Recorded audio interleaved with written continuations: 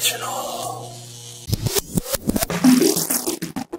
Hello Fredericksburg, Pamela Cooper here with Refined Properties of Fredericksburg. I'm Faith King with Leah Sophia Jory. Here with cool things to do with Fred Parent. St. Patty's Day weekend is next week, but we have some great things for you to do this weekend. You can check out the Fred Parent calendar online. It's First Friday this weekend, and the creative side is offering free trolley rides. That's right, free trolley rides to all of the art museums here in Old Town Fredericksburg.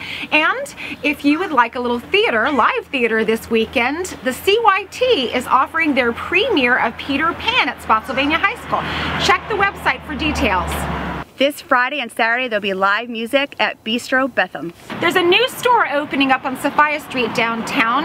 It's Kickshaw's Organic Food Store, and they're doing a Kickstarter video over at Market Square. It's going to have a live band and some other interesting surprises, so don't miss it while you're downtown.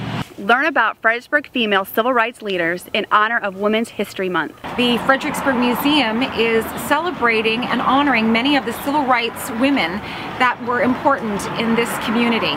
For more information on these events, check out the Fred Parent calendar.